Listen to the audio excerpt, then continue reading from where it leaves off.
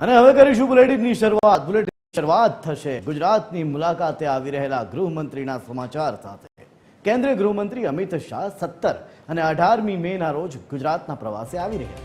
આ સમયે 18 મે રવિવારના રોજ તેઓ ₹1,692 કરોડના કામોનું લોકાર્પણ કરશે, જેમાં ખાતમુહૂર્ત, આવાસ યોજનાના ડ્રો પણ સામેલ હશે. નારણપુરામાં ઓવરબ્રિજનું ઉદ્ઘાટન કરશે અને સાથે જ પાસે આવેલા એએમસીના પ્લોટમાં 5 વાગ્યે જાહેર સભા પણ સંબોધશે.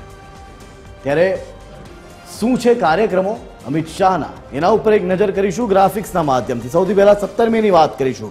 સાંજે 4 કલાકે નવનિર્મિત પ્રાથમિક આરોગ્ય કેન્દ્ર વાવોલનું તેઓ લોકાર્પણ કરશે. અમિત શાહ 17 તારીખે સાંજે 4:45 નવનિર્મિત સેક્ટર 21-22ને જોડતા ગાંધીનગરના અંડરબ્રિજનું પણ લોકાર્પણ કરશે. જી હા, તેઓ આ બે લોકાર્પણ કરશે અને સાથે જ સાંજે 5 વાગ્યે પ્રાથમિક આરોગ્ય કેન્દ્ર પેથાપુરનું પણ લોકાર્પણ તેઓ કરવા માટે જશે. તો સાંજે 5:20 નવનિર્મિત કોલવડા તળાવનું પણ તેઓ લોકાર્પણ કરશે. તો સાંજે 5:30 વાગ્યે વિવિધ વિકાસલક્ષી કામોનું લોકાર્પણ અને ખાતમુહૂર્ત તેઓ કરશે. હવે 18 તારીખે કયા કાર્યક્રમો રહેશે એના ઉપર એક નજર કરીએ તો સવારે 10:30 જ વિકસિત ભારતના નિર્માણમાં સહકારિતાની ભૂમિકાનું મહાસંમેલનનું આયોજન કરવામાં આવ્યું છે, જેમાં તેઓ રહેશે. તો સવારે 11:45 એટલે કે 11:15 વાગ્યે નર્સિંગ કોલેજના નવનિર્મિત મકાનનું ઉદ્ઘાટન તેઓ કરવા માટે પહોંચશે.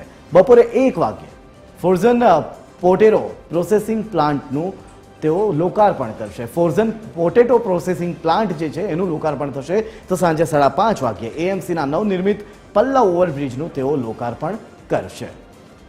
સાથે જ સાંજે 5:45 એટલે કે 5:45 વાગ્યે એએમસીના વિકાસલક્ષી વિવિધ કાર્યોનું ખાતમુહૂર્ત અને લોકાર્પણ તેઓ કરશે. સાંજે 6 વાગ્યે વિવિધ યોજનાઓના લાભાર્થીઓને સાધન વિતરણના કાર્યક્રમમાં પણ તેઓ હાજર રહેશે.